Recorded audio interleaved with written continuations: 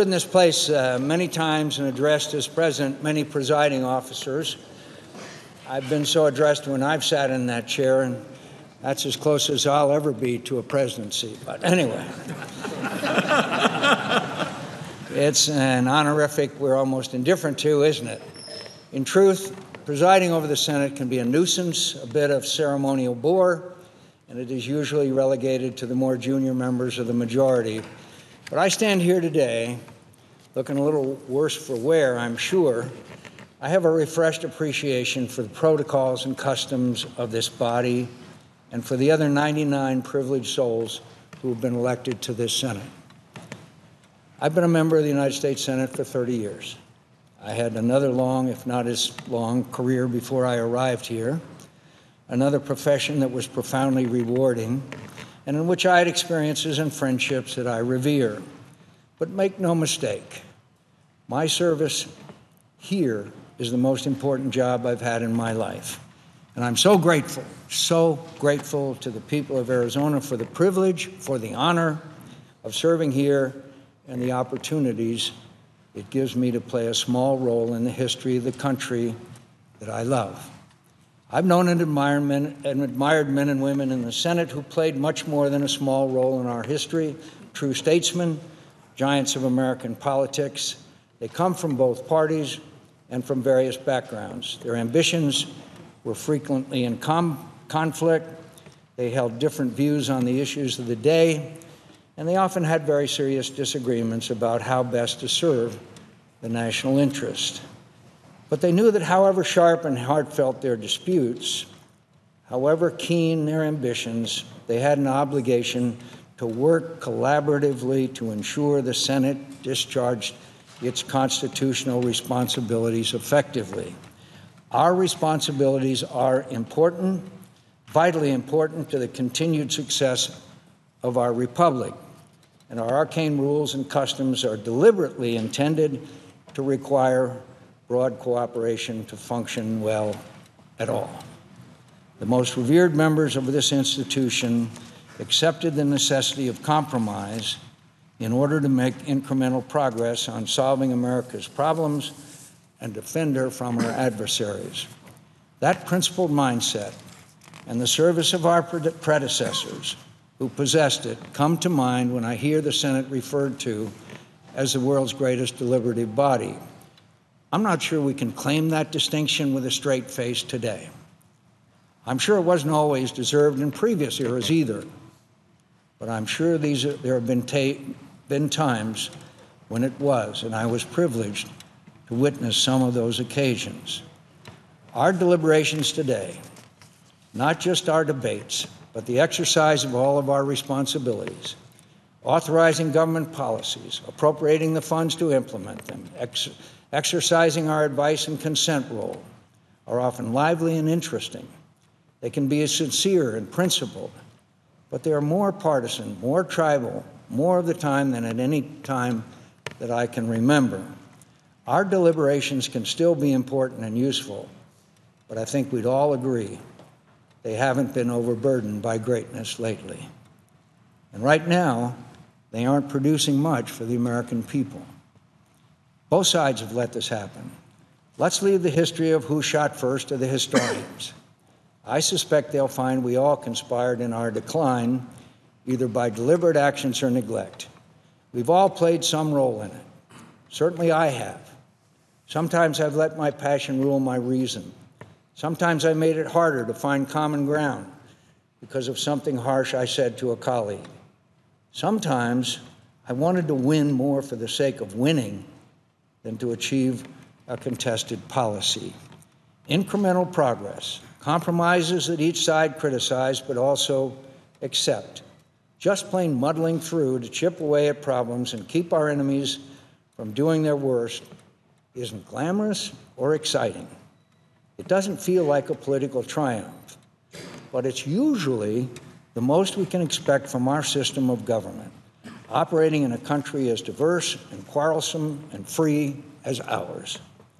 Considering the injustice and cruelties inflicted by autocratic governments and how corruptible human nature can be, the problem-solving our system does make possible the fitful progress it produces, and the liberty and justice it preserves is a magnificent achievement. Our system doesn't depend on our nobility. It accounts for our imperfections and gives us an order to our individual strivings that has helped make ours the most powerful and prosperous society on earth. It is our responsibility to preserve that, and even when it requires us to do something less satisfying than winning, even when we must give a little to get a little, even when our efforts manage just 3 yards in a cloud of dust while critics on both sides denounce us for timidity, for our failure to triumph.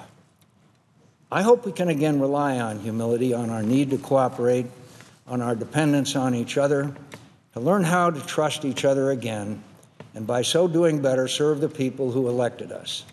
Stop listening to the bombastic loudmouths on the radio and television and the internet. To hell with them.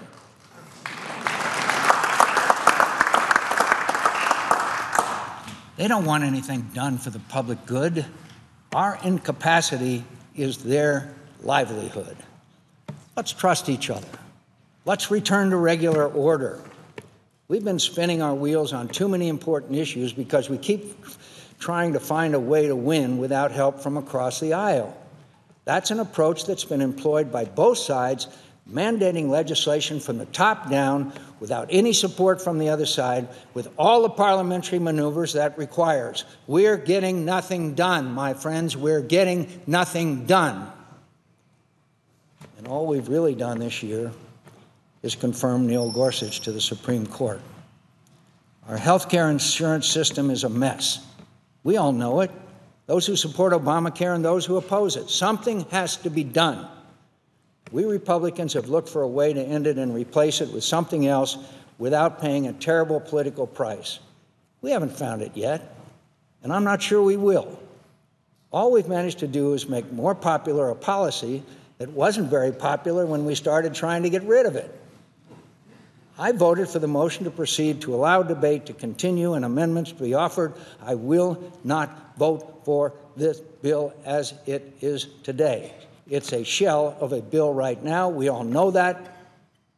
I have changes urged by my state's governor that will have to be included to earn my support for final passage of any bill. I know many of you will have to see the bill change substantially for you to support it.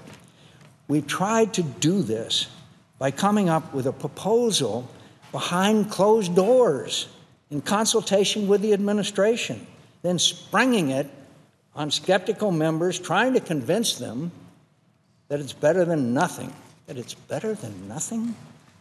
Asking us to swallow our doubts and force it past a unified opposition. I don't think that's going to work in the end, and probably shouldn't.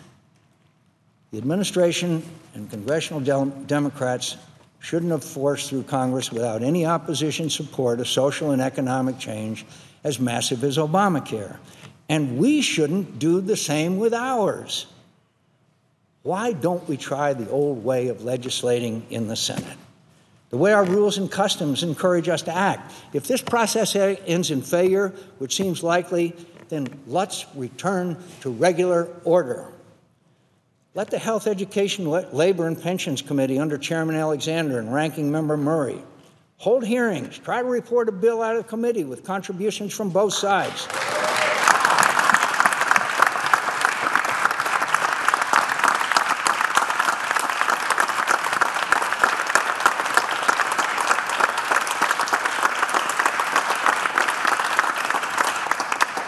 Something that my dear friends on the other side of the aisle didn't allow to happen 9 years ago.